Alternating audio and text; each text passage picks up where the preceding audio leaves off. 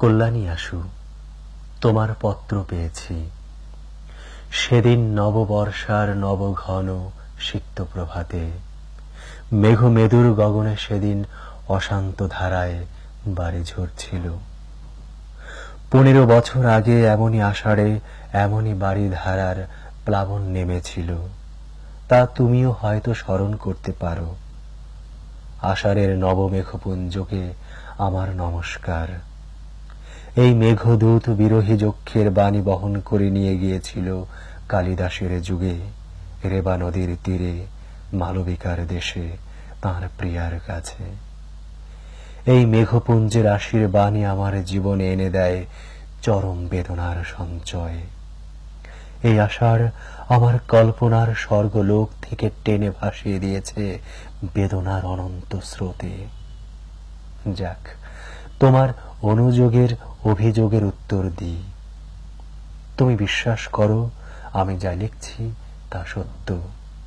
লোকের মুখে শোনা কথা দিয়ে যদি আমার মূর্তির কল্পনা করে থাকো, তাহলে আমায় ভুল বুঝবে, আর তা মিথ্যা। তোমার উপর আমি কোনো জিঘাংসা পোষণ করি না, এ আমি সকল অন্তর দিয়ে বলছি।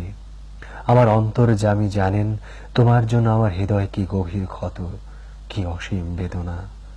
কিন্তু সে বেদনার আগুনে আমি পুড়েছি, তা দিয়ে তোমায় কোনোদিন দগ্ধ করতে চাইনি। তুমি এই আগুনের পরশ মানিক না দিলে আমি অগ্নিবীণা বাজাতে পারতাম না, আমি ধূমকেতুর বিস্ময় নিয়ে উদিত হতে পারতাম না। তোমার যে কল্যাণ রূপ আমি আমার কিশোর বয়সে প্রথম দেখেছিলাম, সে রূপ আজও স্বর্গের পারিজাত মন্দারের মতো চির অম্লান হয়ে আছে আমার বক্ষে। অন্তরের আগুন বাহিরের সে ফুলহারকে স্পর্শ করতে পারেনি। তুমি ভুলে যেও না, আমি কবি। আমি আঘাত করলেও ফুল দিয়ে আঘাত করি। অসুন্দর কুৎসিত সাধনা আমার নয়। আমার আঘাত বর্বরের কাপুরুষের আঘাতের মতো নিষ্ঠুর নয়। আমার অন্তর্যামী জানেন। তুমি কি জানো বা শুনেছ জানি না। তোমার বিরুদ্ধে আজ আমার কোনো অনুযোগ নেই, অভিযোগ নেই, দাবিও নেই। আমি কখনো কোনো দূত প্রেরণ করিনি তোমার কাছে। আমাদের মাঝে যে অসীম ব্যবধানের সৃষ্টি হয়েছে, তার সেতু কোনো লোক তো নয়, স্বয়ং বিধাতাও হতে পারেন কিনা সন্দেহ। আমায় বিশ্বাস করো, আমি সেই ক্ষুদ্রদের কথা বিশ্বাস করিনি। করলে প্রত্যুত্তর দিতাম না। তোমার উপর আমার কোনো অশ্রদ্ধা নেই, কোনো অধিকারও নেই। আবার বলছি, আমি যদিও গ্রামোফোনের ট্রেডমার্ক কুকুরের সেবা করছি, তবুও কোনো কুকুর লেলিয়ে দিই নাই। তোমাদের ঢাকার কুকুর একবার আমায় কামড়েছিল আমার অসাবধানতায়, কিন্তু শক্তি থাকতেও আমি তার প্রতিশোধ গ্রহণ করিনি, তাদের প্রতি আঘাত করিনি। সেই কুকুরদের ভয়ে ঢাকায় যেতে আমার সাহসের অভাবের উল্লেখ করেছ, এতে হাসি পেল। তুমি জানো, ছেলেরা, যুবকেরা আমায় কত ভালোবাসে। আমারই অনুরোধে আমার ভক্তরা ক্ষমা করেছিল, নইলে তাদের চিহ্ন থাকতো না এই পৃথিবীতে। তুমি আমায় জানবার যথেষ্ট সুযোগ পাওনি, তাই এ কথা লিখেছ। যাক, তুমি রূপবতী, বিত্তশালিনী, গুণবতী, কাজে তোমার উমেদার অনেক জুটবে। তুমি যদি স্বেচ্ছায় স্বয়ংবরা হও, আমার তাতে কোনো আপত্তি নেই। আমি কোন অধিকারে তোমায় বারণ করব বা আদেশ দেব? নিষ্ঠুরা নিয়তি সমস্ত অধিকার থেকে আমায় মুক্তি দিয়েছেন। তোমার আজকার রূপ কি জানি না। আমি জানি তোমার সেই কিশোরী মূর্তিকে, যাকে দেবী মূর্তির মতো আমার হৃদয়ে বেদিতে অনন্ত প্রেম, অনন্ত শ্রদ্ধার সঙ্গে প্রতিষ্ঠা করতে চেয়েছি। সেদিনে তুমি সে বেদি গ্রহণ করলে না। পাষাণ দেবীর মতোই তুমি বেছে নিলে বেদনার বেদিপীঠ। জীবন ভরে সেখানেই চলেছে আমার পূজা আরতি। আজকার তুমি আমার কাছে মিথ্যা, ব্যর্থ, তাই তাকে পেতে চাইনে। জানি নে, হয়তো সে রূপ দেখে বঞ্চিত হব, অধিকতর বেদনা পাব, তাই তাকে অস্বীকার করেই চলেছি। দেখা নাই হলে ধুলির ধরায়, প্রেমের ফুলে ধুলিতলে হয়ে যায় ম্লান, দগ্ধ, হতশ্রী। তুমি যদি সত্যই আমায় ভালোবাসো, আমাকে চাও, ওখানে থেকেই আমাকে পাবে। লাইলি মজনুকে পায়নি, তবু তাদের মতো করে কেউ কারো প্রিয়তমকে পায়নি। আত্মহত্যা মহাপাপ, এ অতি পুরাতন কথা হলেও পরম সত্য।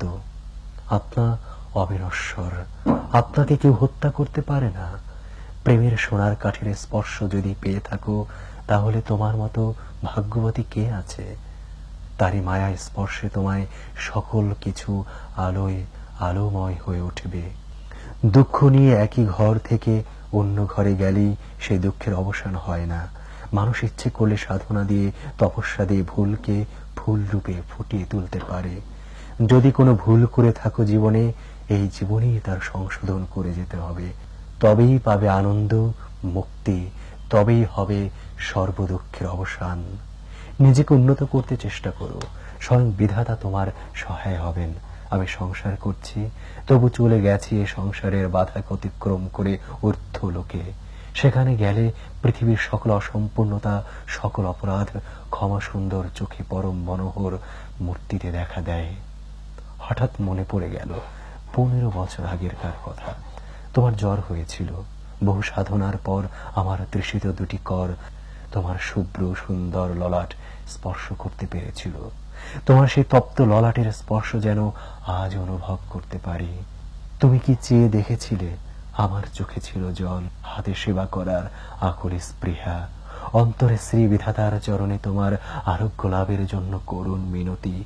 মনে হয় যেন কালকার কথা। মহাকাল সে স্মৃতি মুছে ফেলতে পারলে না। কি উৎগ্র অতৃপ্তি, কি দুর্দমনীয় প্রেমের জোয়ারি সেদিন এসেছিল।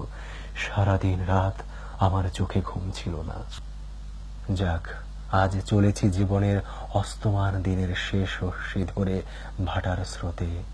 তোমার ক্ষমতা নেই, তোমার ক্ষমতা নেই সে পথ থেকে ফেরানোর, আর তার চেষ্টা করো না। তোমাকে লেখা এই আমার প্রথম ও শেষ চিঠি হোক। যেখানেই থাকি বিশ্বাস করো, আমার অক্ষয় আশির বাণী কবচ তোমায় ঘিরে থাকবে। তুমি সুখী হও, শান্তি পাও, এই প্রার্থনা। আমায় যত মন্দ বলে বিশ্বাস করো, আমি তত মন্দ নই, এ আমার শেষ কৈফিয়ত। ইতি নিত্য শুভার্থী নজরুল ইসলাম।